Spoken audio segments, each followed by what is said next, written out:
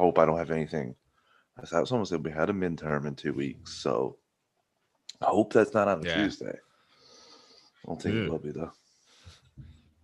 All right, so okay, not now. Okay. Oh, very cool. Travis got some cool Hobgoblin stuff going on. All right, so looks like we are live on that end. All right, so if you want to start recording on your end, let me pull up mine. In 3, 2, 1, record. All right, so let me do what I always have to remind Travis to do is tweet out the links. Also, make sure your Twitter account is on the right account before you share it. Yeah, about that. Yeah, I just happened to join you all. Come on. Come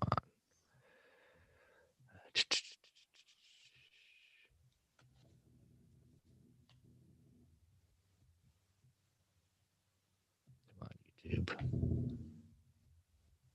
Happens when you got like 20 different streams going at once.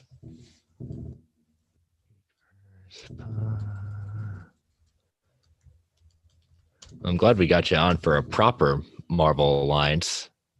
Yeah. Really weird response to the most recent DC Alliance episode.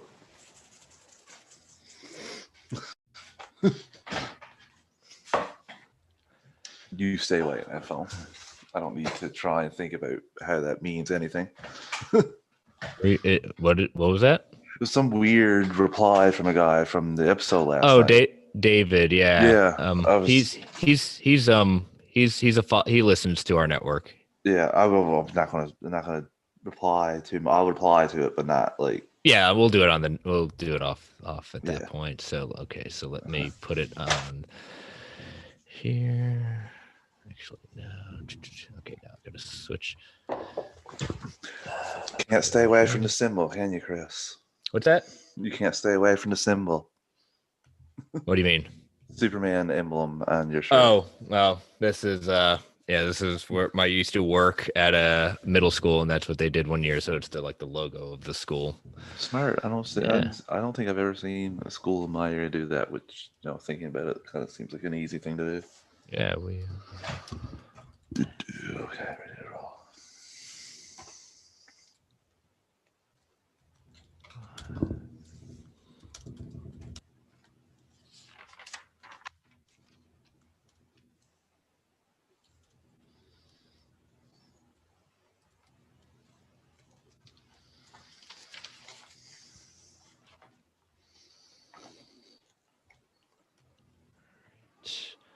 All right, that has been tweeted on that account. Let me put it in the group chat. People who say podcasting is so easy once you figure everything out, but you never realize how much work it is until you start doing it.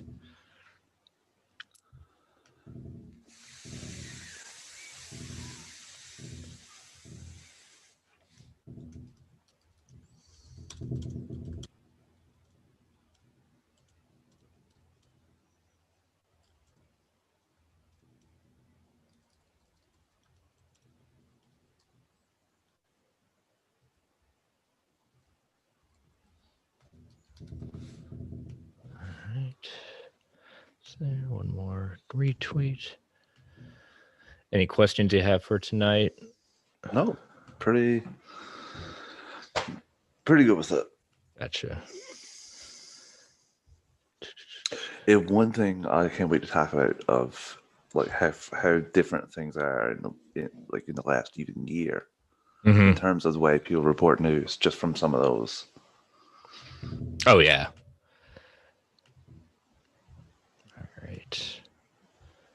All right, back live. Okay, got that pulled up. Okay, got the chat over here so I can monitor that. Everything has been put out. All right. I'm recording. You're recording. Didn't want to open up that. Turn that off. Turn that off. Okay, good. All right. We were ready to do number 30. You guys in DC are now one ahead of us because we took a break. Yeah, I know. Greg was trying to do the math last night live. It was a little funny.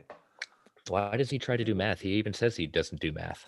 He's like, we're at 32, but we've done some 0.5s, but they've done some 0.75s. And That's true. That's true. I forgot. We did do our 0.75. We've got, I think we're the only ones that have done a 0.75. yeah. All right. So if you are ready to go, let's welcome in the new year. All right. In 3, 2, 1. Welcome to the Marvel Alliance podcast, where we cover anything and everything to do with the Marvel Universe. From the comics, TV, and movies, we'll go from the Mojo-verse, or 616, to the negative zone to bring the Marvel Universe right to you. My name is the Uncanny Chris. And I'm the Emerald Archer. Travis. Whoops. Damn it. So close. So close. I've done the other Alliance. part. Assemble. Oh, I've screwed that up too. Damn. Don't worry. Travis fixed it in post. Well, this is not the Travis y'all are used to hearing, but first let me welcome and wish a happy new year to all our merry Marvelites listening out there, either live or in the podcast world. But as I said, we are joined by our Travis's doppelganger, his brother from another mother, Travis Hines. Welcome, Travis. Thanks, Chris. Happy to be here. Happy to fill in for Snell. Watch this show every week on Tuesday live. So happy to be here. And we got a lot of pretty interesting news I was happy to jump into. And I have some fact or fictions ready that you do not know about. And I'm excited to unleash. I cannot wait. Yes, I am rocking my new one of my new Christmas gifts from my wife, a Black Panther mug. For those of you that have paid attention live feed, I'm usually rocking a Cheshire Cat. That bit the dust a few weeks before Christmas, and my wife is awesome and found a cup that can handle the amount of coffee I drink at night. So look for him to get a new Black Panther mug in a couple of years to replace the one just from the erosion. Yes, exactly. But all right. Well, let us give the network plugs. We are part of the Geek Ultimate Alliance Network. We have 10 shows coming at you live, semi-live, 7 days a week, once a day, sometimes twice a day, sometimes 3 times if we get really frisky about it. And we've got World's Finest True Believers. We've got DC Alliance, Marvel Alliance, Ranger Alliance, Slice of Film, Star Wars Alliance, Superhero Discussions, Super Civil Servants podcast, Weird Science, Comic Roundup, Marvel and DC. I think I've hit them all. We've got all those shows. We got it all covering from different angles at you. So whatever you want for Geek and Nerdum, we've got it. We've got a Patreon. We've got 2 tiers, $1, the tip jar, saying, hey, you're doing a good job. We want to support you. We appreciate that. And if you want to boost it up to $5 tier, we've got exclusive episodes. We've got the amalgam chats in there. We've got some top 10 lists. We've got some fun comic discussions. We've even got some fun stuff already getting ready to be planned for later this month for some Patreon drops, early access to episodes, ad-free episodes, you name it. We're going to work on it. If you got suggestions for what you want to see on Patreon, we're welcome to hear it. We're looking to grow that this year even more. And if you can't support us monetarily, that's okay. Listening is great. But if you got a couple of free seconds, if you can rate and review us on Apple Podcasts, whatever your podcatcher choice may be, that would be awesome. So I think I've got all the plugs out of the way. I don't know if we've got anything big coming up network-wise outside of this is our first official full week back. But I know you guys at DC Alliance were holding the fort down a little bit with releasing some new a little more new content over the holidays. I think you, Slice of Film, were the ones holding up the fort with Weird Science. Yeah, I managed to lock Greg down and get an episode of Superhero Discussions out just before I went on holiday break. Mm-hmm. So I think we took. Wait, did we do? Yeah, we did. No, an episode you of DC. did. Yeah, you did, we did the Wonder Woman review. I wasn't on the Wonder Woman review, which was fantastic, by the way. So thanks to everyone that joined that. That was I love when I'm not on the podcast, but I get to listen to it and not hate Yeah. not hate parts of it. Yeah, exactly. And it's yeah. So we'll see. We like I said, check out those Patreon feeds. I'm looking forward to it because I did for your Patreon on the last run, and I did not read it. I already told you I knew the big secret reveal, but I did listen to it.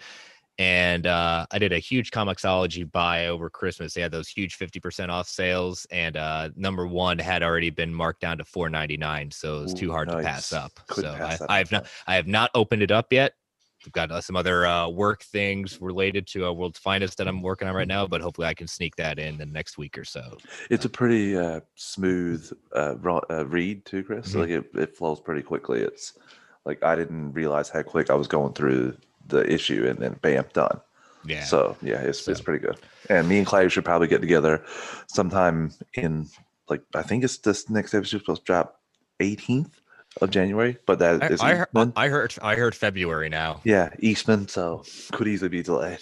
Yes, and there's 5 of them, so God knows in 2 years we'll get this done, right? Yeah, the patrons could be there on the fifth one, being like, "Oh my God, we've been through this for 12 months now." He'll do a super cut just to review.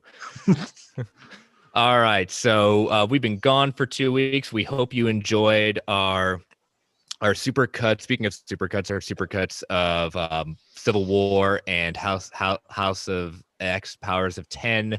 So hope you enjoyed that, and also wanted to give a big thank you to listeners. We had our biggest month for the network. We've grown the network every single month since we started in June, and I cannot thank you all enough for that. That is from the bottom of my heart, from bottom of everyone's hearts. Thank you so much for continuing to support this network. We promise we're continuing to grow and got some great ideas of growing this network even more. But again, we can't do this without you all. And so that was a nice way to end a tough 2020. So thank you all Yeah, for doing that. big thanks to all listeners, and also like I gotta pat like the network on the back a little bit because we haven't had a lot of new content being pushed out in terms of getting what we get to watch, a scattered thing, but not as what was expected going into 2020. So just to keep like news and attention and listeners coming, like increasing network every month, it's just I was shocked that we continue that trend with all the movies getting delayed and pushed back and productions getting delayed and pushed back. But still, everyone wants this content, and we just can't thank you enough for even just coming to Geek Ultimate Alliance. Yeah, we've got actually content getting ready to happen in one way or another this year. So we're excited to bring that to you in our hot takes on it. So all right, so enough with the pleasantries. Let's get into the big news. We got 2+ weeks of news, and I have been, even though we've been off, I was constantly aggregating all these stories to kind of see exactly and thumb my way through the lesser ones to the big ones. So our main topic seems familiar. Our main topic is Spider-Man 3 tonight. We've got two and a half kind of stories at that point. We're going to start off with one coming from Fandom Wire. Spider-Man 3, Jake Gyllenhaal's Mysterio returning and more goblins revealed. This is an exclusive from Fandom Wire. They say they can exclusively reveal that more villains throughout Spider-Man's film history are set to appear. Having wowed fans in Spider-Man Far From Home, Jake Gyllenhaal's Mysterio will be returning for Spider-Man 3. It is unclear if this will be through flashbacks or if the character is revealed to be alive or possibly another version of him. The third film is also set to have different goblins. Dane DeHaan is in talks to return as Harry Osborn. And recently they posted, so for those that don't know, he is the Amazing Spider-Man's Green Goblin, if I'm not mistaken. Somewhere Snell shuddered. What's that? Somewhere Snell shuddered when you read that. I was like, Yeah. oh. Recently, they posted a theory that Jacob Batalon's Ned Leeds would be becoming the Hobgoblin, and they feel that they can confirm that he is indeed intending to play a villain in Spider-Man 3. However, they can't confirm whether it's actually Hobgoblin like in the comics, or if it's the Ned that we have come to know, or a different version of Ned. Again, as we've been talking about for the last couple of months, listeners, this is becoming probably my one. I thought Doctor Strange was my most anticipated movie. This has become my most anticipated movie in the announced MCU film slate. 100% agreement with you, Chris. Like every time we get a little bit of extra news, although I kind of wish this was from at least Murphy's Multiverse, because a little bit more skeptical, but Mm, it just makes sense. And coming from DC, this is like, I want to tell listeners, like, just for the first couple seasons of Flash, where they started traveling to different Earths, and you got characters, but they were completely different than their Earth One counterparts. So, like, that could be it there too, is with Ned. So let's not mhm. rule it out. Like, we could just see a Ned from a different Earth as a Hobgoblin, because I think it's really hard to do that switch of your best friend in the time frame that you got. Also, with all this other stuff going on that they're planning on doing, I don't know how they're going to be able to spin his turn evil. Like, I think it'll be from a different. I think it'll be a Ned from a Mhm. different Earth as Hobgoblin, because I don't see them being able to do that with this Ned as quickly as uh, they would at the time they got to do it in this movie.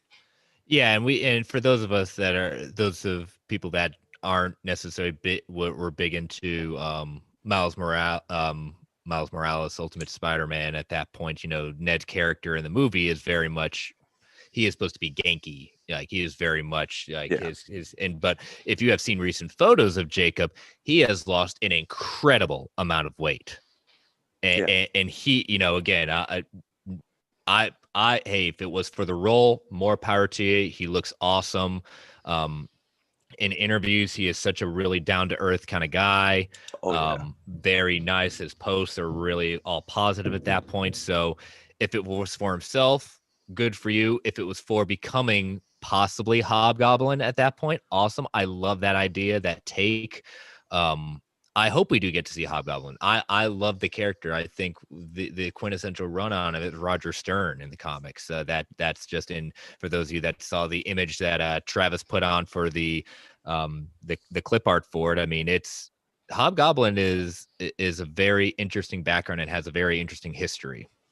And he has the OG of voice actors doing his voice for the animated series.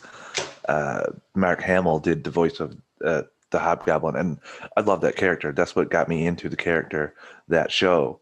It got me Mm-hmm. into all Spider-Man's rogues, because I wasn't into comics before that, and I would love to see that. I think that you could uh, do it well, just like they had it in the show, where the Hobgoblin is working for Norman Osborn, and at a Mm-hmm. certain point, after either he fails or quits or whatever, he needs to take it matters into his own hands. But you can do a whole separate movie, which is what I think they should do. Like, I don't want to see Norman Osborn, Tom Holland's Norman Osborn, in this movie as Green Goblin, It, because I want to save that. I want to have that as more of an intimate thing, maybe to cap the next trilogy. Mm-hmm. And it's going to be interesting because we just haven't seen like you said, a Norman Osborn in the Holland universe at that point. And I think it was Travis that said he would love the idea of, seeing all a Norman Osborn in other universes, and then at the end we get our little tease of an intro of, our own Norman Osborn. But it's interesting because we haven't seen a Green Goblin in this universe, so the fact that I agree with you. It's hard to see this version of Ned that we've seen make a turn. Not saying it couldn't happen, but in two films, there hasn't been necessarily any animosity between the two characters. So it's not saying a turn can't happen, but it would be very jarring to see it. Yeah, and you still could pull it off. I just don't think, with all the cameos and all the other appearances in this movie, you're going to have the time to do that. Maybe they'll lay seeds in this movie to do that. Maybe Mm-hmm. Ned might meet his version, or another Earth version of Hobgoblin that is him. Maybe that might start something in his head of thinking about, maybe am I destined to be this person? Who knows, kind of thing. But I love the character, and like you said, if he lost the weight just for himself, which I'm pretty sure I've read somewhere that that was the case, that it was just a personal thing. Mm-hmm. It wasn't, but now I don't think he would say that he lost it for the role of Hobgoblin. I don't think he would be upfront about that. I think they would try to keep that on the hush hush as long as possible, because this Oh, was like a year ago when he came out and said he did this for himself. oh yeah, yeah. And that's great to hear. It had been so long. And I just remember when his first photos posted about it, it was just like everyone was just like, "Bravo." It was Bravo. kind of We like didn't Jonah even. Hill, kind of like Jonah Hill Mhm. to me. Like Jonah Hill had the same sort of thing where he was cast a couple times as this lovable like character, and then he lost a lot of weight, and he said it was hard for him to get some roles first because people didn't see him that way. But Mhm. now, like it changed, obviously, and I Yeah. enjoyed Ned. I enjoy the actor Jacob. I think he's fantastic in the role. Like you said, it's kind of a little bit more like Genki than I it think is just like I Ned. think that like Yeah. the look of him, and maybe a little bit some of the mannerisms, but it's just interesting how you brought that character from Miles into, Peter Parker's universe, which again we keep on thinking, when is Miles coming?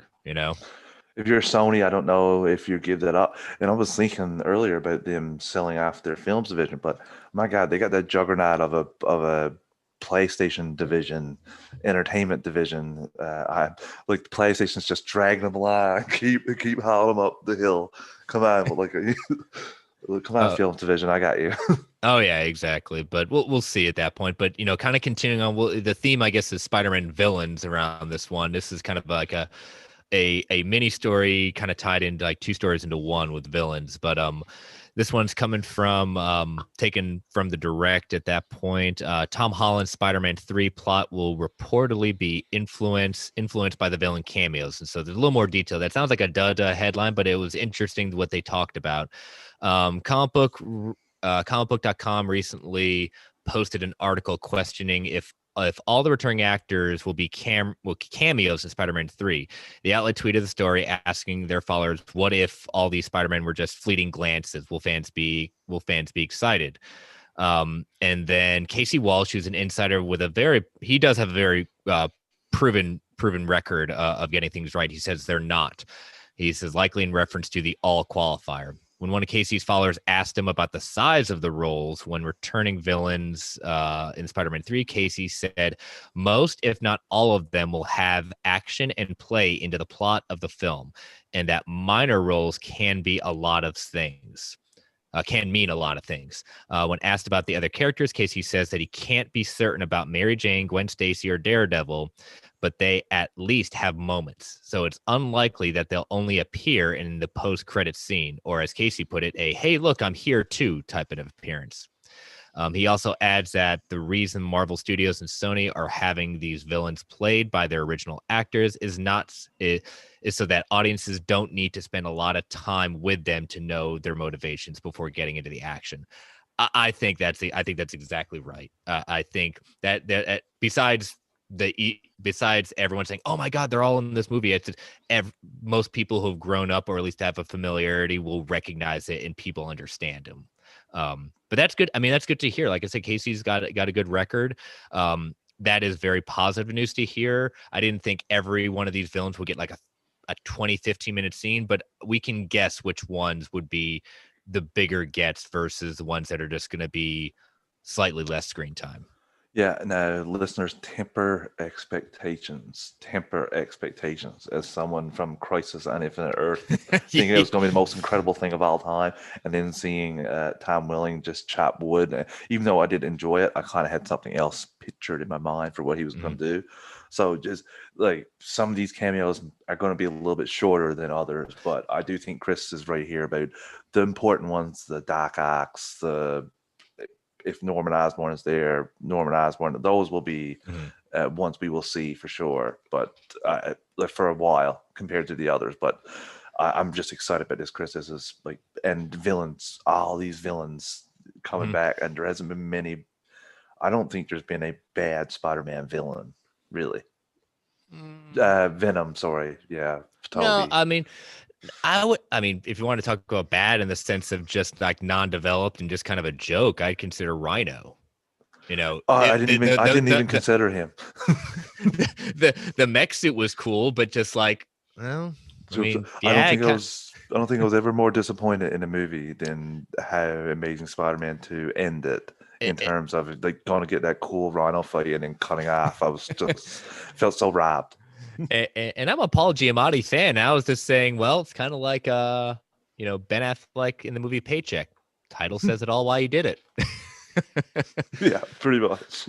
um, but yeah, I mean, it's just a question of we're still trying to wrestle with the idea of like how does this all come to pass, and I think that is what is so fascinating about this movie. I mean, people saying, "Oh, there's so many villains. How are they going to make this work?" Again, I've said over and over, I sound like a broken record. I trust in Feige. I trust in the director. They are going to make this work. If we can pull off, if they can pull off something of an Infinity War and Endgame at that point, they can make this work. Chris, I'm like 100% agreeing with you. I have nothing but faith for Feige. Literally, their worst movies are like 6.5s or sevens for me. Like I Mhm. enjoy every movie in the MCU. Some more than others, but anything Feige's had a hand in, I've enjoyed. So no, nothing but faith that he's not going to jam anything in here. He's not going to put something in there that doesn't have much meaning or anything like that. He's not going to do it just for the sake of, oh, here's Green Goblin from, or yeah, here's Green Goblin from Amazing Spider-Man 2 for a second. No, he's going to put that stuff in there for it to mean something. Maybe he'll teach Tom Holland Spider-Man about loss and potentially losing Mary Jane just from that whole Mhm. situation. Maybe he'll get a lesson from that. So I don't think that like I complete faith that this is going to be awesome. I can't wait. Yeah, and I think your point is clear. You know, that's the thing we get to when it comes to any of these superhero movies, and I think, you know, Wonder Woman is a prime example of that. Is just our expectations have to be, and I really do try, even though I get excited about these, and I was really excited about Wonder Woman. I really enjoyed Wonder Woman at that point, but going into these movies, especially now, especially Marvel at that point, you're sitting at the height, and so at some point people are gonna there Marvel will at some point disappoint.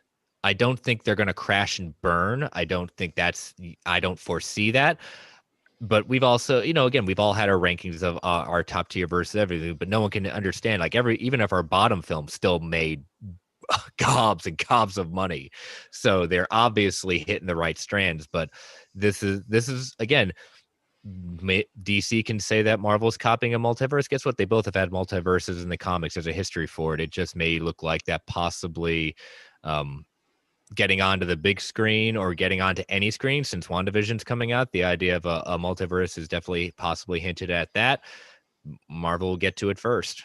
I don't subscribe to that at all because, like I said, I'm big in the animated world. Love animated shows, and Spider-Man the animated series did this. Chris, they did the Yeah. 3 episode story arc. Very like now it won't be very similar, but I'm sure they'll take elements, and that's what he did. He like visited different worlds, different Spider-Mans from different Earths. They didn't like quite jump into the multiverse saying that exact word, but that's what you gathered from everything there, and that was back in mid to late '90s. So was DC's The Flash copying that, or well, not really, because there's precedent for that too. But I just think time travel is time travel, Yeah. and multiverse is multiverse. If that's a concept that is stood outside of comics as well, so you Well, can't and it, you can't be like DC. We own the concept of the multiverse. No one else led to tell us. That's yeah, that doesn't fly with me. yeah, and the idea that, like, again, I've said it over, in as a network, we are all fans of DC and Marvel in some capacity, some a little more than others, and you know, it's the success of one property helps the other property.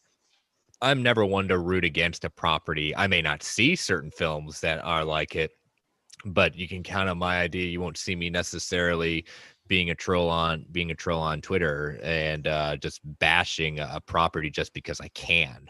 You know, it's not how I was raised and not what I do. But I think that the idea, it's not about, and when I say beating or get to it first, it's not about that way. It's just interesting that I'm really excited that DC is going to be leaning into the multiverse concept, because I think it lends itself to so many more opportunities. But I think what makes this interesting thing for Marvel is because they have been so focused on connectivity and everything tying in. So I want to see how much they lean into the multiverse concept.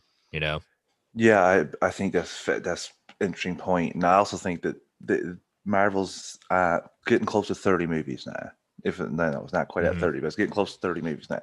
They've gone pretty far in this one universe, so them exploring another universe after 30 movies is not like out of the ordinary for me. It just, in my opinion, gives them more opportunities to tell more stories and be less constricted by what they've laid down in this one universe.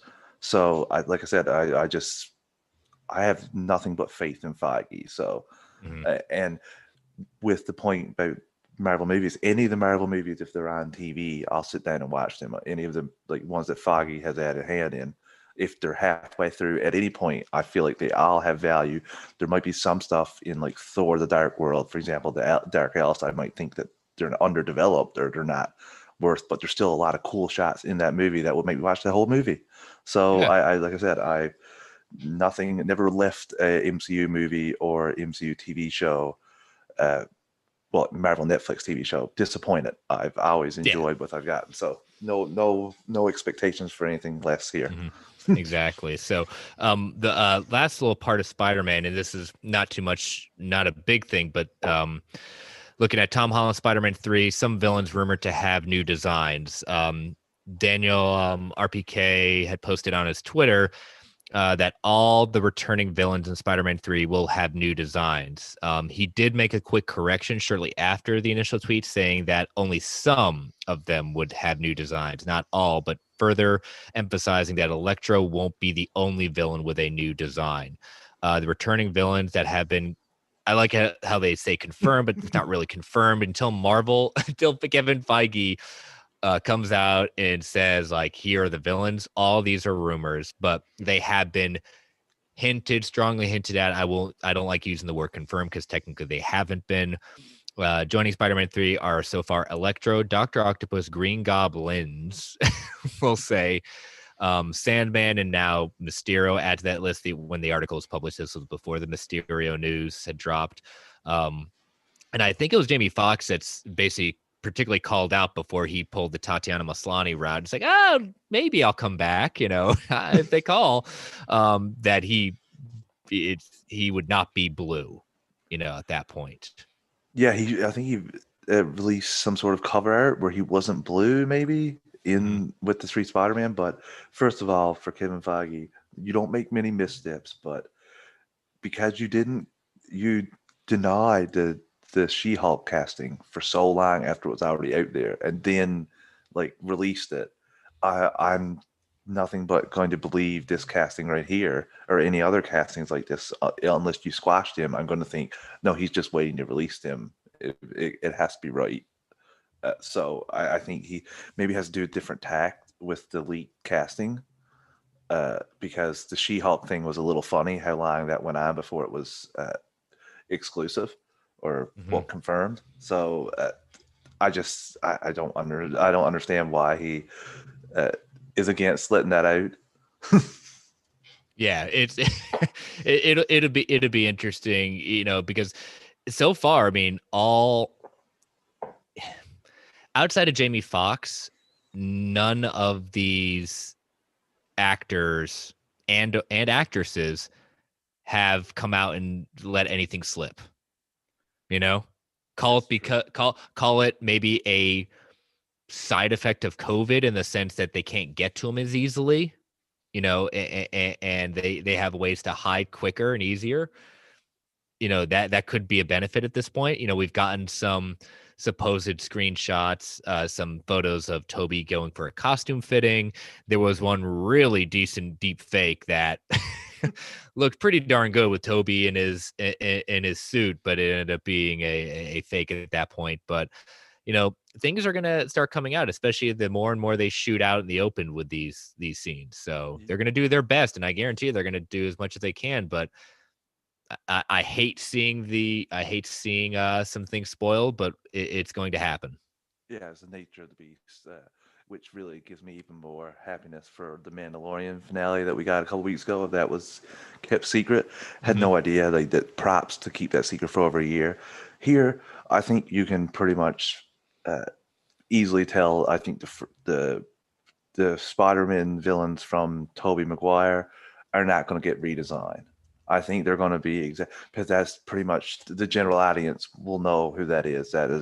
Those are like kind of ingrained in pop culture. The Doc Ock and the Hobgoblin, not the third. So Sandman may change, but I think those first two from the first two movies, they're going to be pretty much exactly as they were in terms of their suits. Now, maybe Green Goblin gets a classic MCU look, so I could be wrong because that Power Rangers style costume might get an update. But I think both of them will be in their same costumes.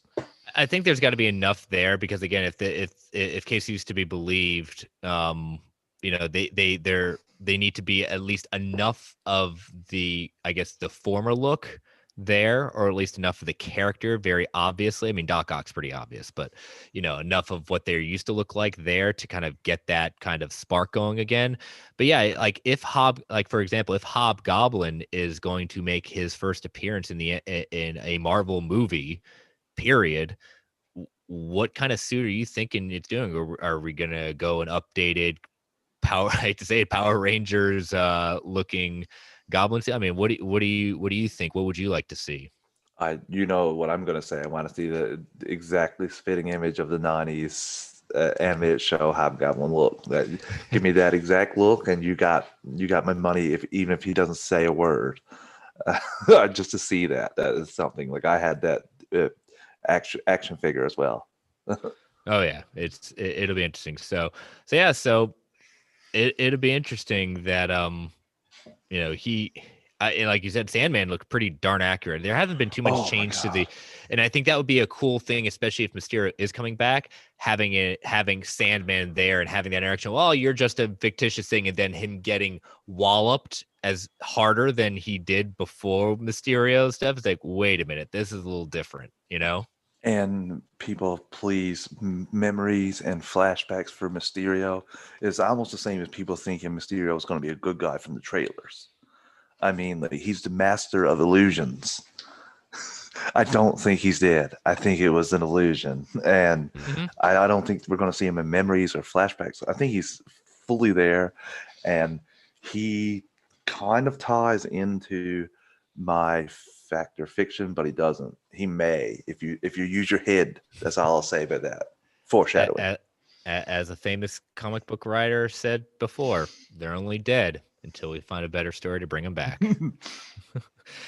All right. So before we head into the more of the news, we got some other big news topics to talk about. Let's take our first ad break. So, listeners, these ads are what help keep the Geek Ultimate Alliance, the candles flickering. We don't get to necessarily choose what ads come on, but they can be a bit loud. Candles flickering, I still like the idea of the keeps the web fluid and the web shooters going. I don't know. What do you think about that? I like that one. I also like lanterns charged because yeah. Yep. Got to get a little DC in there, don't you? Oh, of course, of course. All right, listeners. So again, they could be a bit loud. We don't get to choose them. Turn down that volume. Give you a quick 3 count. 3, 2, 1. We'll be right back.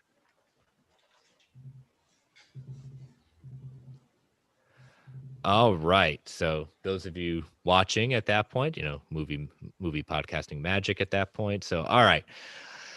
We got a lot of other news topics. We still got some doozies in here. First one we got coming up from Murphy's Multiverse. Rumor, Elijah Richardson joins the Falcon and the Winter Soldier as Eli Bradley. So he says, it looks like we might be able to check another member of the Young Avengers off already growing list as actor Elijah Richardson has joined the cast of Marvel Studios' upcoming series, Falcon and the Winter Soldier. According to his IMDb filmography, the 18-year-old Richardson will play Eli Bradley, aka the Patriot, in 2 episodes when the show begins streaming this March. We will note here that we are well aware that IMDb can be edited anonymously. That is very true. But there have been lots of rumblings about the Bradleys being in the series before, and contrary to popular opinion, IMDb is not always wrong. We attempted to confirm this casting with 2 sources, but were unable to do so. He very quickly tweeted this out after he posted a story. Shortly after publishing the piece, Charles Murphy tweeted from his personal account, "For what it's worth, right after I published, I heard back that the Patriot casting is legit, and I believed it before that based around some buzz that we heard in December 2019, and I buy it 100%." Are you familiar at all, Travis, with Elijah Bradley, the Patriot? No, but I did do some reading after reading this article just Hmm. to kind of brush up a little bit. I've never read anything that he's been in, but this kind of seems like it goes towards what you and I'm pretty sure Brent were talking about, maybe on a separate podcast with the new Avengers Hmm. storyline. So uh, dug a little bit into that, but not much. So can you educate me a little bit more? Yeah, Elijah Bradley is was first introduced as the leader of the Young Avengers in Young Avengers #1. A couple issues later, he was revealed to be he revealed to Captain America that he is the grandson of Isaiah Bradley, the first Captain America, or as some people say, the Black Captain America. I call him the first Captain America. There was a Yeah. great storyline. I believe it is called Truth. Um, that mini series about that, looking at that Steve Rogers was not the first one to be injected with the super soldier serum. It Well, that's was pretty Isaiah cool. Bradley, so he is the grandson of it, and that's all I'll give you right now because I highly suggest if you have not read Young Avengers. There's been many iterations with the first couple of series. Outstanding work. There's a lot more to Eli Bradley than just that story. It's very interesting and definitely worth it. But again, we've now got Cassie Lang, we've got Kate Bishop, we're getting, it's safe to assumption that Billy Kaplan and Tommy Shepard will also be a part of the team as well, being introduced in possibly in WandaVision as the twins. And that leaves the idea of Hulkling and Iron Lad, Kang. We've got Sochi Gomez debuting as America Chavez later in Doctor Strange in the Multiverse of Madness. So again, as Brent and I and Travis have said, if they're not going to use the term Young Avengers, they're going to do Champions. This is a series that is not if it's going to happen, this is going to happen. They are building this young group of heroes for a reason. Seems like just the perfect thing to do, Chris, to just market to another demographic or just target the young audience for a TV show. Even if they're not going to do this, could be a perfect Disney Plus show. To be honest with you, although it like even start out as Disney Plus show and then do a live action movie, you could do both. The way Kevin Feige's talking about all this, there's another story in a little bit further, like further down the road here. I think he has his eyes on the prize, and I really think we're getting something here, and this could potentially move into the new generation after you have your Brie Larsons and your Tom Hollands and that go the other way. Mm-hmm. So they could sit on this for a little while, but like you said, with Kate Bishop cast and Cassie Lang cast, And let's not forget Miss Marvel, Kamala yeah, Khan. that's true too. So with all those, it seems like this is going to happen sooner rather than later. Mm-hmm. And it's just, I am very excited that we're getting our MCU debut of this character and his history, because I don't know how much they're going to delve into the back history of it in just 2 episodes, but I would love any sort of even just flashback of who Isaiah Bradley was, Yeah, I did read that he took a bullet to save Captain America that would be after. that would be Eli. Yes. Okay, yeah, yeah. Mm-hmm. Yep. But yeah, like I said, there's a lot going on with Eli than just being the grandson. So it's really great. So highly recommend reading Young Avengers. And who I'm knows, definitely going to check that out. it might be a comic book corner one day. So we'll see. It'll But get my vote. yeah, definitely. Again, we like timing things differently. We're in the middle of getting our march to WandaVision at that point. So, we'll get there eventually. So speaking of WandaVision, our next story is a WandaVision episode count has finally been revealed. Marvel Studios' first Disney Plus streaming show, WandaVision, will indeed consist of 9 episodes. This was an email from Disney Plus Relations, has been confirmed to be legitimate by Disney rep. So WandaVision is 9 episodes. The news also accompanied something from Disney Latino that says that the series will conclude on March 5th, would also indicate possibly that we're getting 2 episodes on January 15th by that date. Because again, if you go week by week by week in 9 episodes, you go past March 5th. So this is further teased when France's My Canal streaming service listed saying in French, 2 episodes available from Friday the 15th. Later on this today, and I didn't get a chance to tag this for you. I don't know if you had I put it in our group chat or whatever, but it was later more hinted at that these episode lengths are kind of be a little all over the place. Like the first couple of episodes, like the first like 2/3 of the series is going to be like 30 minutes ish. And then the last 2 or 3 episodes are going to like swing for the fences in length, maybe being closer to 45 to an hour. Okay, because I was wondering how much extra we would get because I thought it was only going to be 6 episodes. So I thought we were getting like potentially an extra 90 minutes of stuff. So it could be even more from what you're saying. This makes perfect sense to me, Chris. This is kind of taken from the same mold as The Boys release or Doom Patrol's release. The way that they dropped a couple episodes at the start and then went through, which seemed to be the model for weekly release to build up. I think Doom Patrol went 2 episodes as well, maybe 3, or I think it was just 2. I know The Boys did 3, I think. Yeah, you talk about like dropping the first couple. The first couple, yeah. Yeah, I can't remember. Yeah, I think you're right. Then the first season it was like the first 3 because again, a new series at that point. So completely full on for this, and I'm excited. I watched a new trailer, like another TV spot trailer yesterday for this show, and I'm all in because I think this is going to be wacky. And the same thing with Doom Patrol, as I love shows that I can't predict. Like it got to like the point with Arrow and Flash and stuff for DC that I kind of knew what was going to happen as it was happening. So I like this where I don't have a clue about anything. And I'm just going to sit down, turn on my TV, and just go along for the ride for 30 minutes, 45 minutes. I wish they were more consistent on Disney Plus in general with their episode lengths. I don't like the fact that they're all over the place. Like for Mandalorian, for example, like I really like a set. Now I don't mind, like you said, swinging for the fences for the final couple episodes. It kind of gives them more stakes if you have a like let's say 40 minutes for every episode, and in the last 2 or 2 hour long episodes. Love that kind of thing. So just really excited for this. I want to say, in thinking about this, when hearing that kind of like that rumor being broken, and again, I apologize, I can't remember who had put that out there, so I apologize for not giving credit where credit is due on this one. But when thinking about that, remember that the show is going to pay homage to different eras of television.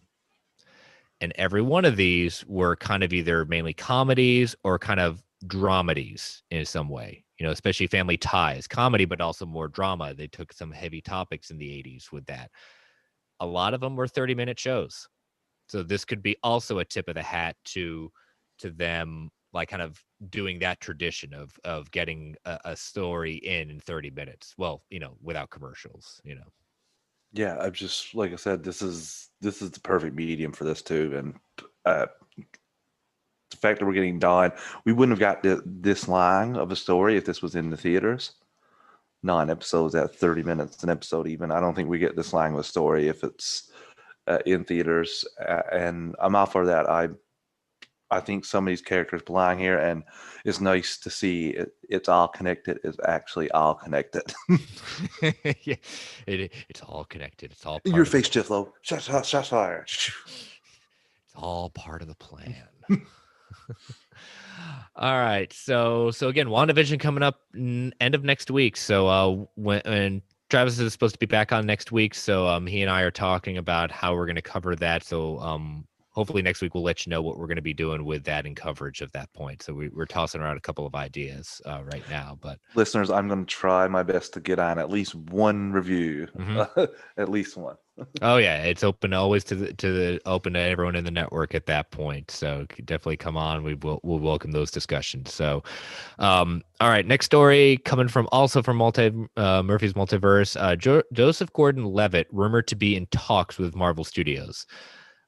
He shared that Joseph Gordon-Levitt had recently, quote unquote, been in contact with at least one of the creatives at Marvel Studios.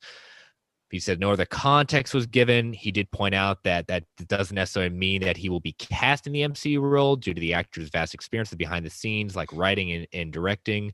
Um, Gordon-Levitt's been a lot of fan cast. He at one point he was fan cast to be Moon Knight, but that has been by rumors, even though not officially confirmed by Marvel, is Oscar Isaac. He is Jewish American, so he might be being brought in to help write. He does have a history of also writing, script writing at that point. He has also been fan cast as Mr. Fantastic. He does have a very good history with John Watts as well, the director. So that would not necessarily be far outside of a possibility. And for those that paid attention to Levitt's career, you haven't seen much of him lately. He actually has taken a break and is trying to get back out there to be a dad, to raise his family. So, but it'd be interesting to see.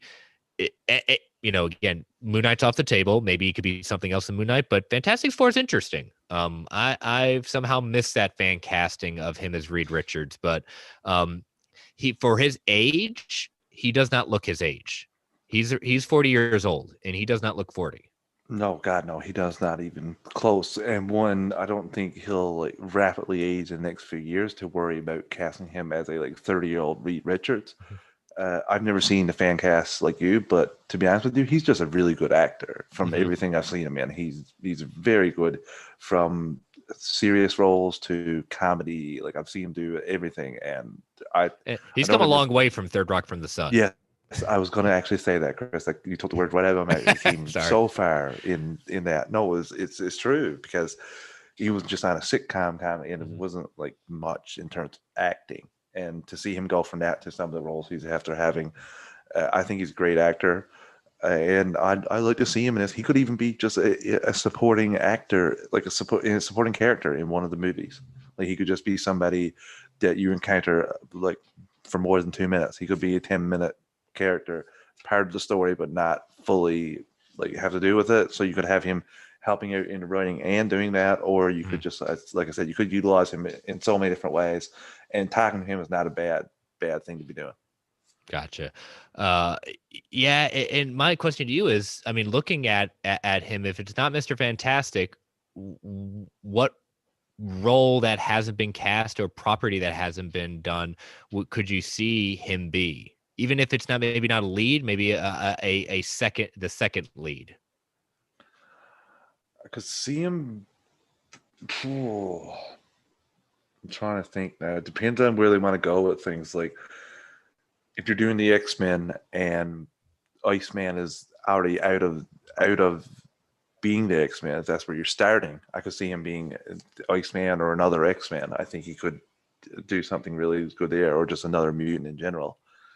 Yeah, Iceman, I would say that'd be an older Iceman, just because again, I think Iceman keeping him as a teenager is kind of a big thing, but it'd be interesting. Yeah, if you're doing it like as he's left the group, like it's kind of how they tell it sometimes anyway, that he goes off on his own.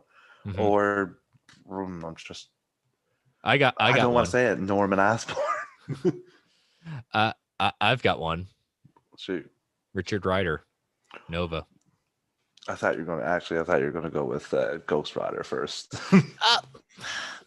No, I don't see him as a Ghost Rider. Yeah. I really enjoyed him in the movie Looper, and that's probably it's a very kind of I like that movie too. That's the most gritty I've seen him in a character, but he hasn't done enough for me to say that it's not impossible, but I just don't have that context yet. Again, totally open to it, but I don't see him as a Ghost Rider character any of the iterations at this point. Yeah, I have a hard time seeing his skull flaming on a bike. Yeah. There were other people I'd love to see in a flaming skull at that point, but maybe not him. But it's interesting, just a great mind to have just coming into your universe. So if they get him, it'll be good. Just make sure his character has more than a couple weeks training before he takes over for the hero role. Exactly. Yeah, it'd be interesting. And again, Charles Murphy says a lot of things. This meeting could have been they had coffee. he doesn't know the extent, he doesn't know who it was with, but he only put the story out there not because he heard it from one source. He's heard this from a few. So it'd be interesting. It's kind of like the Keanu Reeves. Where could we see Keanu Reeves? We know he's had meetings. Where is he going to fit into this whole thing? So Dude could be anything. yeah. Well, I won't go that far. He can be a lot of things. I'm not saying Keanu can do can't do everything. Yeah, you're right. I will point to many films that saying, yeah, took a long way to get to where he is now. Yeah. All right, so we'll pivot from some rumors to some official news. Thor: Love and Thunder star Tessa Thompson appearances of Marvel characters. Teases appearances of Marvel characters from other MCU franchises. So she recently sat down for an interview with The Playlist to promote her new movie, Sylvia's Love. And so again, when you're in a Marvel, when you're in any kind of superhero movie at this point, it's going to come up in conversation. So she had a few interesting quotes. I'm going to read them off here. She said, I hope I can say, because I've certainly talked about it. I'm talking about it. Say, yes, I am in Thor. I'm in the Thor movie. I'm officially in the film. I'm very excited. I traveled to Australia at the top of the next year, and I'll be in quarantine. Thankfully, we can shoot because Australia's under control. Their administration has been able to figure something out, so we can do this safely. Natalie Portman, who's already there and a good friend of mine, has been there for a couple of months. Taika's there. Everyone's working really excited. She goes on to say, yeah, I can tease that she's definitely still the king of New Asgard when we find her. And as was the case in the last Thor, I would say that she's a part of the adventure that involves Thor in the sense that it's called Thor: Love and Thunder. And I'd definitely like to say that there's some cool stuff going on. We have some new characters. We have some folks potentially from other pockets of the MCU. And then we have some folks maybe that we've seen before. My first read into that is that we know Chris Pratt is reporting to filming. I think he's already down in Australia, if not already on a plane there at that point. So we do know that if not him, another Guardian will be there because they got to drop him off. Other characters, that's interesting because if all she said was another pocket of the MCU, that would let us say, okay, we know it's Guardians. That would be it. But the fact that we had some other folks, that's intriguing. Well, there is this thread that's been hanging since Guardians of the Galaxy 2 in terms of it's Warlock? Adam's not Adam Strange, Adam Warlock. Adam Warlock, yeah. Yeah. I was just about to say Adam Strange. So the DC side of my brain is like, but no, I think that there could be something like those lines too, Chris. But that's something that hasn't been touched on, and they don't put things in movies for nothing. So maybe it'll be revisited in Guardians of the Galaxy 3, but could be a possibility. Yeah, I can't remember who's been asked about Adam Warlock, either James Gunn or Feige directly. I want to say I don't think we're going to be seeing Adam yet, either in Guardians. I know Guardians, it's not in his script. At least that's what he's said, James Gunn. I think he's been asked it a few times, and I think he said no, he is not. But that doesn't mean that they didn't tease it just to throw it away, because to your point, they don't just tease something and not revisit it, especially even though we've had our Infinity Gauntlet saga that didn't involve Adam Warlock, doesn't mean that we can't have him in the universe, because he is a pivotal character when it comes to the cosmic side of Marvel. Yeah, and maybe this could lead to us potentially seeing Nova down the line. That's a character I want to see big time. Mm-hmm. And who knows? Yeah, I mean, again, this is going to come out after the Eternals, so maybe we might see an Eternal. I don't think we're going to see a Peter Parker. No. Yes, I don't see it, but again, it's Taika. We get a little strange, we get a little nuts with Taika. I'm in for the ride. I also just want to commend the MCU as its own story and universe, because just the fact that we get Chris Pratt and some of the Guardians of the Galaxy dropping Thor off in his movie as just a part, if they're not even part of any other story, if this is just like continuing on, instead of you really didn't need to show that, he could have just gotten dropped off. So the fact that they're going to show it, I just appreciate that so much. It just lends, it's just that's why I love a cinematic universe like this. Just Mhm. like to be able to do this and not expect it. And you'd be like, they have their own movies. Like they're a movie star of two, like they're movie star characters for two movies, and you're just throwing them in for 5 to 10 minutes in Thor at the start. Like what a way to kick off Thor 4. I mean, yeah, especially Chris Pratt coming overseas for what possibly maybe if what we think his role is going to be, stretching it 2 days worth of filming, going overseas to Australia for quarantine, and then to film for 2 days to go back home. At that point, that's a lot to say that again, he could be under contract. It's part of the thing. Okay, I get that, but I'm just saying that's a big ask Well, still. not only that too, Chris. Like it, this uses up an appearance he has on his contract. So, Mm-hmm. like you said, if they're only doing this for just for 5 minutes, then that's them taking out, like they could save this for another time where they could Mm-hmm, have him as true. a 15-20 minute part in a movie, And but so that's what I'm instead they're saying. using it. Yeah, Yeah.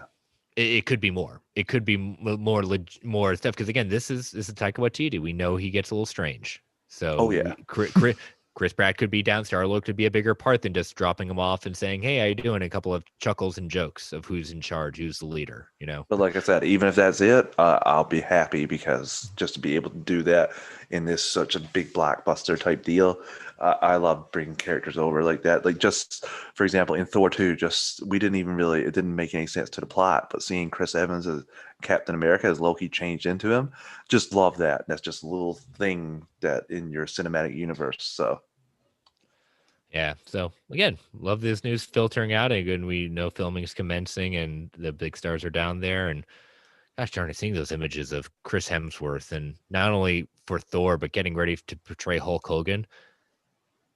I'm sorry, that's a freak of nature that I don't know if I could ever strive to ever be.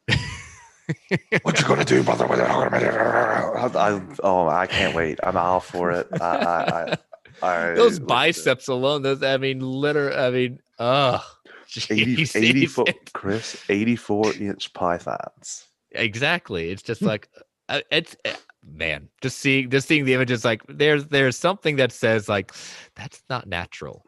That's the god of thunder right there. Yes, it is. That anyways, so all right, so let's go on to Netflix. Looking at Luke Cage, Mike Coulter speaks as on possible involvement in the future of the MCU. He had an interview with comingsoon.com and confirmed that basically Marvel Studios has not called him whatsoever. He says, I got to say, I rarely think about it in the sense of what could be or will be. I know fans are eager to see something with the character. I know I established him and it was an honor to do that, but I don't know what the future holds. I'm just in my made of doing evil right now. That's the show. And a few films on a hiatus. If something happens, I'd love to have a conversation with them. But for now, I'm not holding my breath. I'm happy either way. It was a good run. Again, listeners to this show know actors lie all the time.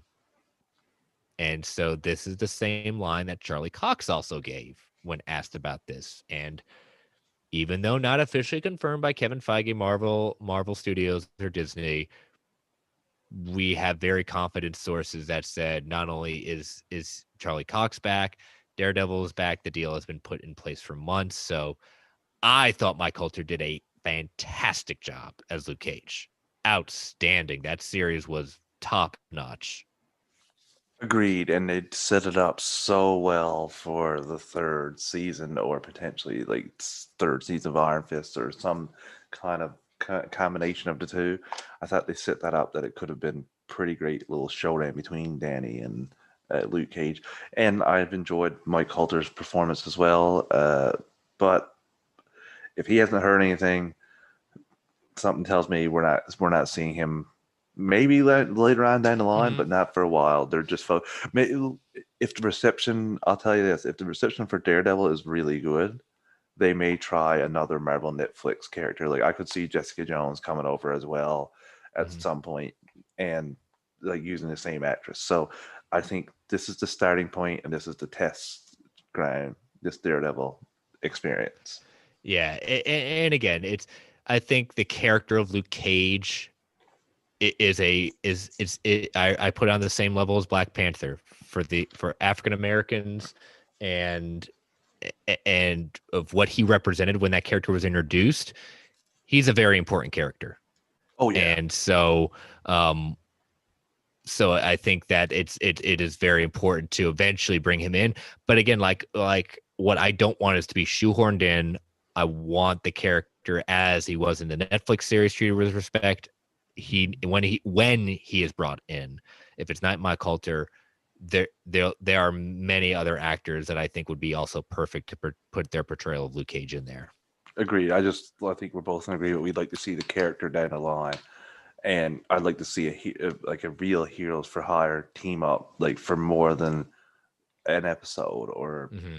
you know what I mean. I kind of want like to see that. That's what I was getting excited that they were building towards in the Marvel Netflix universe. So I like I said, I think speaking out is not helping him. We didn't hear much from oh my god, Charlie Cox about him going to the MCU. He was pretty tight-lipped about it and seemed to work out great for him in that respect. Oh yeah. So we'll see. Again, if it's as he said, I take the same point of view. Doesn't happen.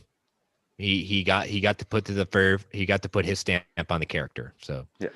all right, next story. Marvel confirms Black Panther star Chadwick Boseman for multiple episodes of MCU's What If. In the latest issue of Emmy, a page summarizes most of Marvel Studios' Disney Plus shows, including What If, the first animated show. We knew that Chadwick Boseman did record his voice for T'Challa, but we just didn't know the huge extent. Marvel Studios president Kevin Feige shared in the article that the series will present all sorts of stories Marvel couldn't explore through live action. He also was quoted as saying Chadwick Boseman came in for about 4 times and recorded numerous episodes. In hindsight, it's very moving. That's the That is word very cool to hear. numerous. Numerous is the word that you could just said a couple, and you said numerous, which makes me think as at least 3. So this is what I call a gift, Chris, a gift to us as the fans. Like we get to hear him as a character again for a couple episodes. He might not be Black Panther. We get to hear him in the Marvel universe, and I'll be excited for it. I'll try not to get emotional hearing him because it's going to be tough. Like I had a hard time getting through your podcast episode about him and honoring him. Like it was really tough to even get through. It didn't help me get extra tips. I can tell you, having a little bit teary eyed, misty eyed, knocking at people's doors, delivering pizzas. I don't think they understood that I was getting emotional for a podcast episode, but they just wanted their pizzas. But besides the point, I'm just excited about this. This is, and the first one is him being Star-Lord. So sign me up. Yeah, and again, Ma Rainey's Black Bottom was the last project he had worked on before his death. It's getting amazing play. A lot of talk about him getting an Academy Award nomination for his role. It's definitely in my queue up next to watch. But technically now this will be the very last performance we get to see of Chadwick. Really fitting too, in a sense, because he will be remembered forever for Black Panther and other roles as well. Like I first time to see him with Jackie Robinson at 42. Yes, and he was like fire. I couldn't like. I felt like I was there watching it happen. So yeah. I think he will be but this is the one for general pop culture, just like Michael Keaton is Batman for so many people. I feel this way with Chadwick Boseman and Black Panther. So this is just cool. I can't wait to see this. Yeah, this has been. I'm so happy, and I used it as one of my fact or fictions, and I can't remember if it was. Yeah, What If it had already been confirmed, but I said I hope that this is if they. I want What If to be a continued anthology series. I think What If as a comic, there is so much out there in it, and I know this iteration of What If is focusing on the films, one thing different from the films, which is good. I hope they don't necessarily wait so long for another slate of films. I hope they get different and take characters in different ways and let them do something, all that kind of stuff. So love the What If series. I think it's great. I found a What If comic today, And I didn't purchase it. Okay. I didn't purchase it though. It was what if Thaddeus Ross became the Hulk? Well, that kind of did happen eventually. Yeah, that's why I didn't purchase it. I was like, are they not just wait? This is what? Well, to be fair, there was a what if comic way before it actually happened. Is what if Jane Foster became Thor? Oh, nice. So I'm the potentially going back there tomorrow. what if concepts eventually I'll take this idea from what Disney has always done. There are tons of different rides and concepts that you all have no idea that are on the shelf. There are some great books out there. I can highly recommend The Disney That Never Was, um, all about just everything that never happened or was to be. But as they say in Imagineering, we come up with these ideas all the time. May not be right, maybe not be the right time to do it now, but you'd be amazed how many projects were sitting on the shelf for almost 20 years that became the real thing later on. So never Yeah. know. Oh, yeah. We will get content eventually out of the stories. Yeah. Um, all right, next one. Marvel Studios president. These next couple of stories come from this issue of Emmy, just like the last one. Kevin Feige did kind of a basically almost an ask me anything with this magazine. Marvel Studios president says streaming is 100% the future. In the article, he says that streaming is 100% the future of where consumers want to watch things, and hopefully they'll want to watch our long form narrative series. An experience like WandaVision is something you can't get in a movie. He further clarified that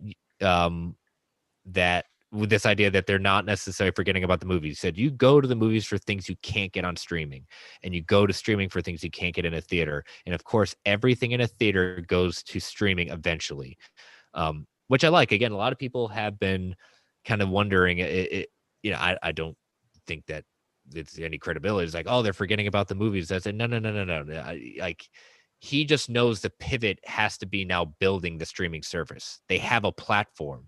They have an amazing platform in Disney Plus to finally dive headfirst into this. And as he said, tell the stories that are just better in long form, and then give them a chance to introduce characters and concepts that can jump ship and go to the movies, like Captain Marvel, like Miss Marvel is going to be in Captain Marvel 2.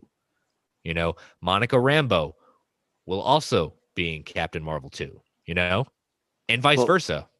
well, it's their synergy, Chris. It's like Yeah. they kind of did that with Captain Marvel 1. They kind of implied you should watch this before Endgame. Like Mm-hmm. this, like did you like this kind of? But in reality, I don't think you need to watch it as much. But it's kind of the same thing here in terms of just keeping everything through line. But I love this. My thoughts on streaming and the theatrical. I'm forgetting the problem here is it's not that they're forgetting the theatrical; they're just not giving the theatrical the exclusivity that they once had, just in America. That is it, and I think that that's the way it should be. Like, I don't want theater experiences to go.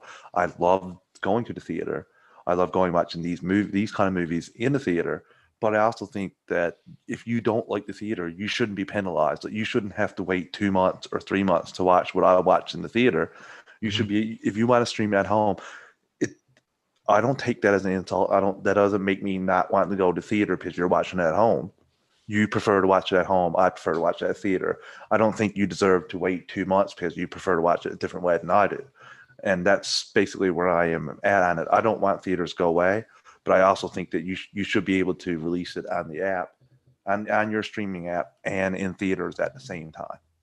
Yeah, it'll be yeah, it's just he's been very clear about this now that they finally get it started. I mean, look what we got at the investors call. How many streaming shows do we have coming on? I mean, Well, they got it's a crazy. worldwide streaming app, and it's like a brand synonymous with uh, exceptional movie making. Disney, Disney is the one of the brands across the world. You show Mickey Mouse ears, you know what people are talking about. So it's just kind of come on, guys. They have a worldwide streaming app. They're not nipping, but they're closing the gap on Netflix. And you don't think that they think that streaming is the future? They had and Foggy is a visionary, in my opinion. So he sees this. He saw this coming, and they saw this coming, Chris, because they didn't do what Warner or well, Warner Brothers, not Warner Media, because they weren't involved. They didn't sell off their licensing anymore. They let that stuff expire. I can't tell you how many things I've watched disappear from Canadian Netflix in the Marvel movies, and to see Disney Plus get them and them not be there anymore. So they've had their eye on this for quite a while, and anyone knows this COVID just accelerated the process. But this was the future, and obviously someone like Feige definitely he knew that 5 years before I knew that. So Yeah, hey, everything's got a plan, right? oh yeah, I love it when a Yeah. plan comes together. Good old A-Team reference. Can't go wrong with it. All right. So last two stories, just very quick hits. Also from the issue of Emmy, first one, Marvel reveals She-Hulk's Disney Plus series will be a half-hour legal comedy. Kevin Feige says it's a half-hour legal comedy. That the genre that the studio has never done before. He goes on to confirm that the John Byrne comics will be the large influence for the series. Contrary to what many fans had believed, Dan Slott's She-Hulk won't be the primary influence of the show. Instead, even more comedic run for the character was with John Byrne, will act as the main guide for the Tatiana Maslany-led series. Burns, for those that have never read it, Burns' sensational She-Hulk dramatically changed the character's portrayal compared to when she had first debuted as nothing more than a carbon copy of Bruce Banner's Hulk. In the early 1980s, they changed Jennifer Walters' transformation to no longer needing to be triggered by anger. At the same time, John Byrne decided as a more comedic tone. Very frequently, the character would break the fourth wall. So that's very interesting that not only did he confirm like that it is going to be a legal comedy, we had heard rumors about that, but that basically called out we are using John Byrne's run as our guide. I like that because that kind of puts away some questions. Like you don't have to dive deep into Dan Slott's run, and why not do like? I'd rather this than just a regular run-of-the-mill superhero show where She-Hulk goes beating up, got a bad villain and just goes after him, beating up just your basic point A to point B to point C episode done. To get to your big bad. I like this far more because why not lean into this? Will make this show very unique, minus the She-Hulk making it unique, of course. But just this concept, I'm in for this, Chris. And obviously, this opens up the door for somebody that she goes up against in a legal battle, being Matt Murdock. Yeah, it'll be interesting because again, it's not necessarily, something that we. Like we said, they can say like never done this before. Yeah, they're delving into a whole bunch of stuff that it's one of these things that it's gonna be fun. Like I said, I've been a big fan of Tatiana Maslany. So, Greg is in the chat. So I'm just seeing this now. LB LeBron James is the GOAT. Emerald Archer on the Marvel podcast doesn't feel right. Yeah, we borrowed him for the night. You don't own me, Greg. You don't own me. But yeah, it's the last one. This is a good shout out to my illustrious co-host Travis. Marvel's Moon Knight. Kevin Feige teases heavy action of Disney Plus series for Moon Knight. Continuing on in the Emmy issue, he gave a couple of teases about the character. He says Moon Knight, noting that the series will follow an action hero on the streets as he jumps out of buildings and gets into fights. Like he also touched on the fact that the series will explore Spectre as a Marine having dissociative identity disorder, adding that the mental illness is a unique aspect of the program. Moon Knight is also confirmed to explore ancient Egyptian iconography, which at that point. That's almost you have to. But that's good. I mean, I know Travis this is one of his very favorite characters, and so he's very nervous and excited about this.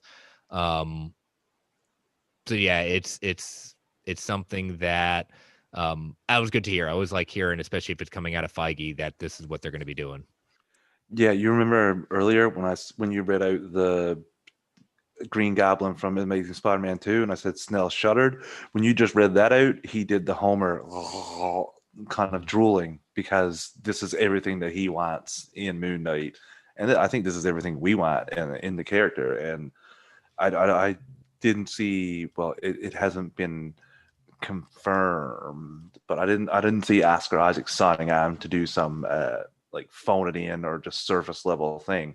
I feel like he wanted to dive deep into the character. He wouldn't dive in. He wouldn't agree to do this if they weren't gonna like make it unique. And I think we'll be able to say this even more after with Vision, Scarlet Witch, and Vision. I think that we'll be able to say even more that these shows like we'll have more confidence in them. But like I said, I think this is going to be a fantastic show.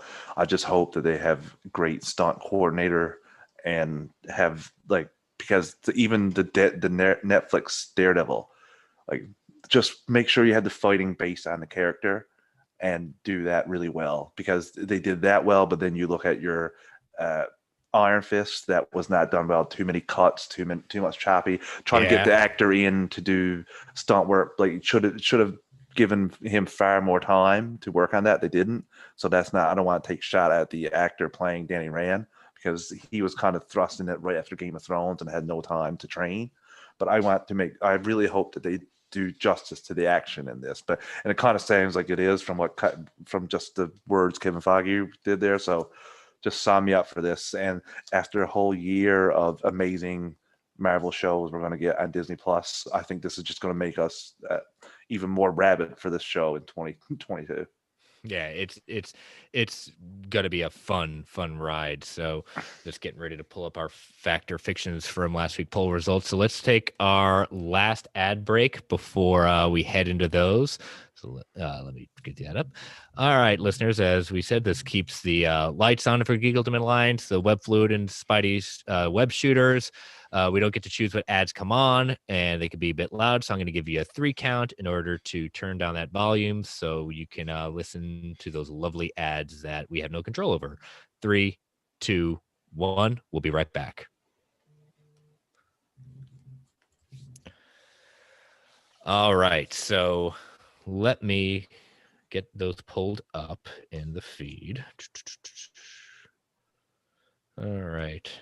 I almost had to forget almost forgot exactly about what these were going to be this week, from last week. So this is what happens when Chris is not prepared to pull stuff up. Shocked. I know, it's one of those rare moments, listeners.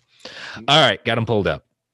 All right, so Factor Fictions from our last episode to close out 2020. Factor Fiction, Bruce Banner, the Hulk, will be alive by the time we get to phase 6. 67% said fact, 33% said fiction. Where do you stand on that? Fact. This is just going to be a gigantic middle finger to Universal the entire time. Hulk's going to be alive till phase 10. It's going to be like Planet Hulk. Oh gosh! Oh, the closer we got to Planet Hulk with Ragnarok, so Yeah. that's as close as we're getting right now.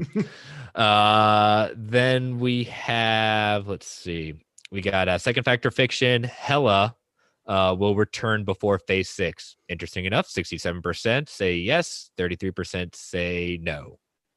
I'm on no on this one.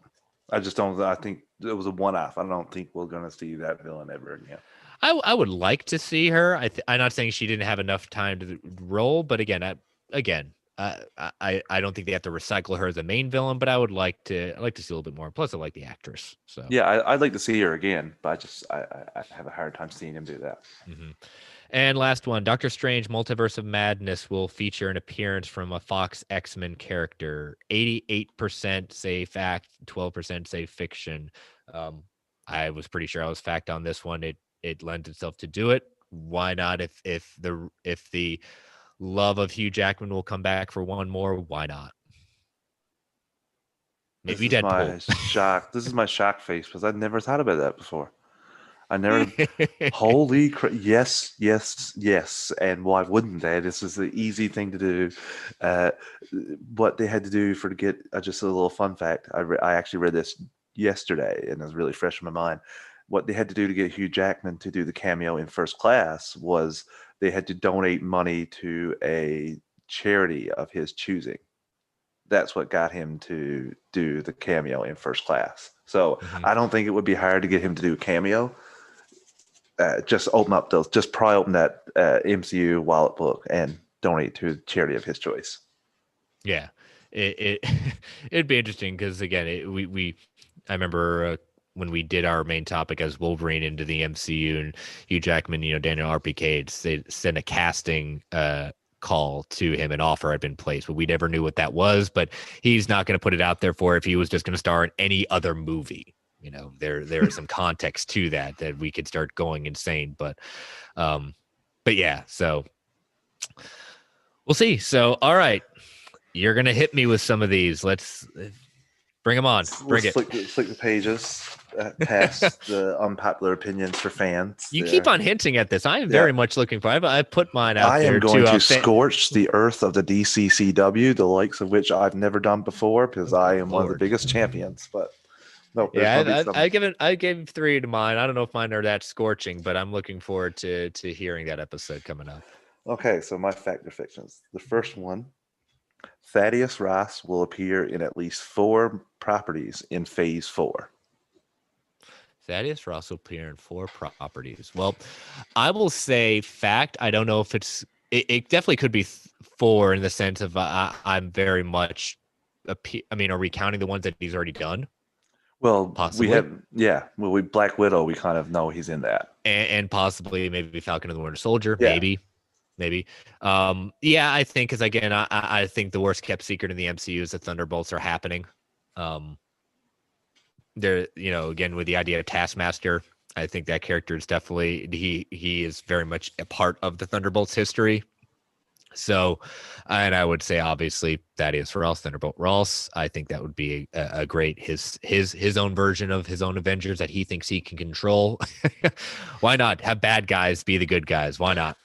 And just to see his character's trajectory, he's kept getting promoted over and over again. He's Secretary of Defense, I think, or Secretary of State, one of the two. I think he's shoot, I don't want to get this wrong. I think he's Secretary of Defense. I think he is Secretary of Defense. Yeah. And because I looked that up while trying to construct this fact or fiction, just to debate, because I wanted to say 3, but I think that was a little too automatic. Yes, where we got the 2 that we know for sure, and he Secretary of State. She-Hulk. Yeah, Secretary of State. Secretary of State. Darn. Yep. I was thinking he was big behind the Scoville Accords. That sounds like a Secretary of State role. So yeah. I really hope that this is happening. I kind of wouldn't mind seeing him as more of like as essential bad figure in the MCU that we kind of know a bit more. Yeah, I want to see a Thunderbolts show. I think this is one of those that I think you can do a movie, but I think it'd be really cool to kind of see it expanded outward. This is Marvel's answer to the Suicide Squad. Let the Suicide Squad have a movie. You do a streaming show instead. And then maybe jump to a movie. I'm not saying a movie's out of the question. Yeah, you could totally do a movie at that point, but I think it would be a good, interesting balance to see how many iterations. I mean, that's the cool thing about the Suicide Squad. Don't get too attached. No, we can run through our villains. You can run through a lot of people. So, yeah, I'm in agreement here with you. And I guess I'll jump into my second one, which dives into the worst name universe that's out there, the Spamunk or SPMUC. No, SPUMC. Sony Pictures Universe America. Yeah. Just terrible. Should be called SMU, Brent. I'm just gonna call it the Sony Spider-Man. That's it. Sony Spider-Man. That doesn't have Spider-Man. Okay, we will see at least 2 villains from Tom Holland's Spider-Man world / universe in Morbius. Yeah, I mean, we're very much highly assuming that Michael Keaton's, Adrian Toomes is playing the Adrian Toomes we know. I do not think they would. I'm kind of a little bothered that they dropped that little thing in the trailer. I think that should have been kept more of a secret, but whatever. I could see that if this is, people say, well, who could it be? I mean, I don't think it's gonna be Venom. And what do you mean by appearance too? Or you mean like what we see with Michael Keaton and Adrian Toomes, like physically there, or we're gonna do a cop out, or we're gonna do a cop out like they're on TV? Well, if they're in this universe, yeah, okay, I'll even allow the TV part if we hear it.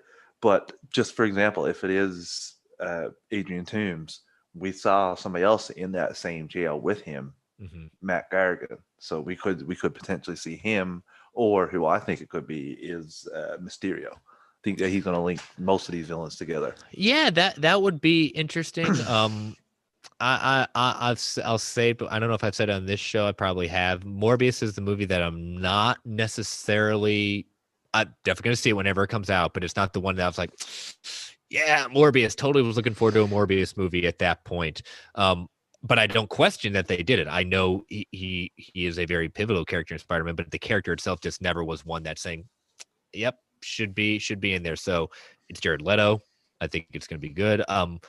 Getting back to your question, yeah, I could see it. If it's going to be you're on the TV, right? You give me the easy cop out that it could be um, Venom would be the easiest one, but you're just asking for Tom Holland though, right? Yeah, stuff people that Tom Holland has encountered in his first three movies.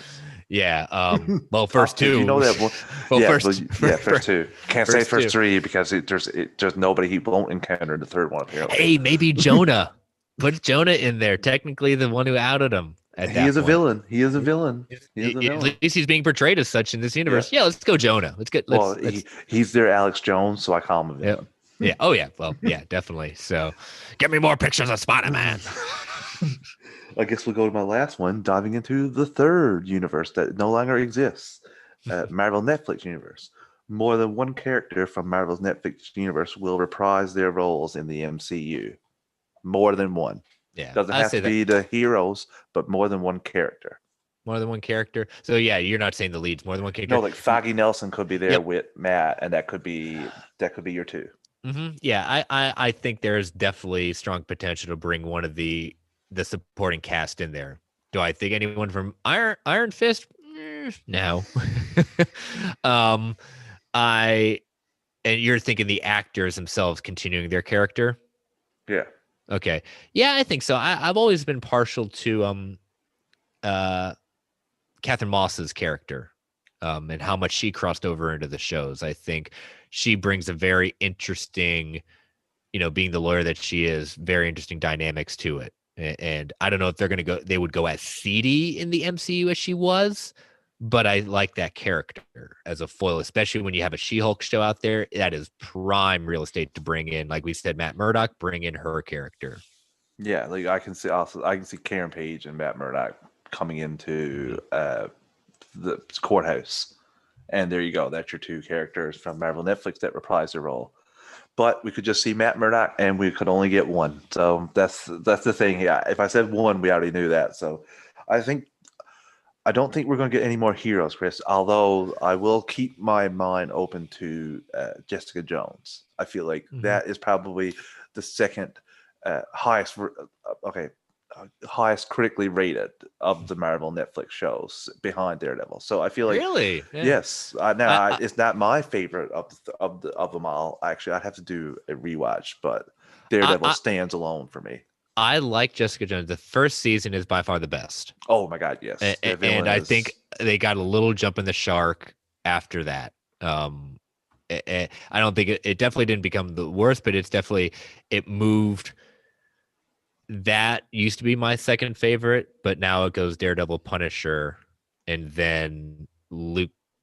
If we were just rating on seasons at that point, it's just hard. If I take the whole series of the compass, I can't put Jessica Jones at two just because of that, because it just continued to dip. So yeah, Daredevil and the Punisher are my top two at that point.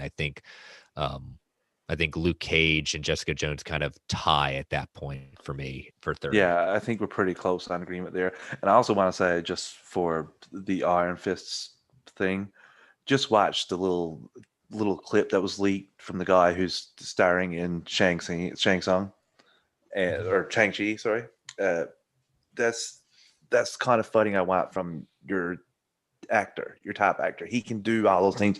You don't have to have 800 cuts in a fight scene. Like you're not asking an actor to do or take on too much. He can do this. That's why I hope we get more of these. Like I know that's not.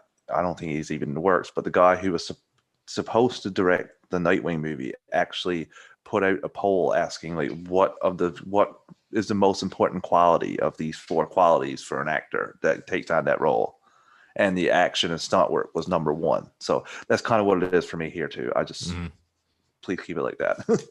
Yeah, it yeah. Yeah. I definitely am happy, and hopefully the rumors are true that we get Charlie Cox in here. So I think so. Yeah, but all right. Well, we'll put those to the listeners out there. Let you know what you think. I appreciate Travis taking the plunge to your official Factor Fictions. I know we do the amalgam chat for some Factor Fictions, but your first official Marvel Alliance Factor Fictions on air. So, yeah, ready to. I'm curious to see what the numbers are going to be, Chris. Yep, it'll be. We'll hopefully make sure it puts it out there besides a few hours before. We're still shaking away the fog of the holidays at that point. Too much eggnog. Yeah, too much eggnog by Mr. Snell. Yes. So, but yeah. So, listeners, and Travis isn't on. We did pre-record like we did the last time when we were in Middle Compo Corners. A couple days ago, Travis and I did our Vision issue 5. So we're gonna cue that up. Let me make sure I've got that ready to go. Yep, we're gonna cue that Can up. I do the Wayne's World? Diddle-a-doo, diddle-a-doo, diddle-a-doo. Yeah, let me just write down. I'm gonna write down this whole thing. Yep. So I'm gonna take it to technically past Chris and past Travis Snell. Take it away. Let's look at Vision number 5. Teach us, boys. And wow, there we go. We've pulled back. We've come back to the present. And so again, listeners, I with us taking those two weeks off at that point, we're not gonna we'd be close to finishing Vision, but we'll be doing some continuing Vision throughout WandaVision, which would be cool. We might even hit some points that the show might cross over, and we can see that direct influence. So again, kind of an interlude issue for Vision number 5, but again, we're going to start picking up some steam. You thought Vision first couple of issues got weird. Oh, hold my beer. Hold my beer. Because again, there is an issue very much focused on him and Wanda. So that is coming up. Very underrated Avengers character too, Vision is. I always loved just the whole thing of him like just trying to navigate being this crazy android. Like, love it.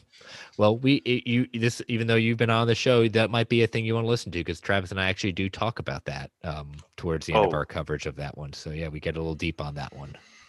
So, but all right. So this is the end of Marvel Alliance, volume 30. Got to the big 3-0. After you get to 21 and 25 with renting cars, dirty 30. I don't know. 30 is what it is, Chris. Yeah, 30. So, but I appreciate you, Travis, coming in to step in this week. I'm glad we got you on. I know we had planned you coming on last year at some point, but it didn't work out schedules wise. But I'm glad we got you on. I know we had you on for the emergency the investors call, but I'm glad we got you on for a proper Marvel Alliance. So thank you so much for stepping in this week. Thanks for having me. And like, we're a team here at GUA, so Snell needed somebody to jump in gladly. And you guys would do the same for me in a heartbeat. So, and this doesn't really feel like I'm doing anything except like having fun with my buddy talking about Marvel, which I love. So yeah, thanks for having me, Chris. And I listen every week. So I'll be playing the podcast this week, but the volume will be on nothing, and I will not be listening to it. So I'll be supporting the show, but will not be listening to myself. And you and Greg will be back and forth in the chat saying LeBron or Michael. Yeah, whoever's doing what show. Yeah, I after we finish this, I'm going to go and see if Greg's still doing his Panthers football podcast and write MJ as to go and leave. I do normally. Like you do. So, but all right. Well, thank you so much. Before we say to people, if they don't know already how to follow you, plug your shows if they already aren't a subscriber in the network, and where they can follow you.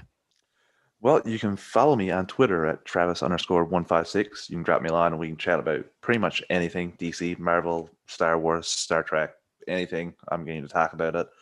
I do 2 shows on the Geek Ultimate Alliance Network. DC Alliance with Greg We do that Monday nights. We go live. We're the yin to Marvel Alliance's yang here. And Tuesdays it drops on the Geek Ultimate Alliance podcast feed. And Fridays we do superhero discussions, which takes a deep dive into some animated show. Right now we're on Batman the Animated Series. I just want to thank listeners if there are any from this show that have came. We've gotten a little bit of a spike in superhero discussions since we've moved to Batman. So I hope we can keep you guys after we're done Batman. But thanks for joining us for the great show. I just love it, and I can't wait to get some Marvel animated shows and have our friends here from MA join us for some reviews. Yeah, definitely looking forward to it. We love a little universe crossing, right? Well, Marvel animated universe, that's where Foggy learned it all from, in my opinion. One time we'll go. You'll go back eventually. I know you're on a deep. Or you got to go into the delving deep into the illustrious Batman the Animated Series. So we need Marvel Alliance to gather their listeners, and when we put out the next poll, you guys need to jump on that. I want to watch Spectacular Spider-Man, so it's just one season, and I hope that wins out next. All right, yeah, we can muster our masses. So, well, thank you so much again, Travis, and thank you, listeners, and those of you in the live chat. We appreciate you tuning in for another episode of Marvel Alliance. You can follow the podcast on Twitter at Marvel A Podcast, and me personally at Chris Balga, and you can follow Travis at Travis B Snell. You can email the show at marvelalliancepodcast@gmail.com. You can follow the Geek Ultimate Alliance Network on Twitter at GUA Pod Network. Feel free to tweet, email if you want to be provide feedback, ask questions, fact or fictions. Just let us know at that point. Continue to rate and review the podcast and the network on Apple Podcasts or whichever platform you listen to. Again, thank you all. Hope your new year is starting off really well. Thank you for starting us with Marvel Alliance. Stay safe out there, everyone. And as Stan the Man would say, Excelsior, true believers. Later, everyone.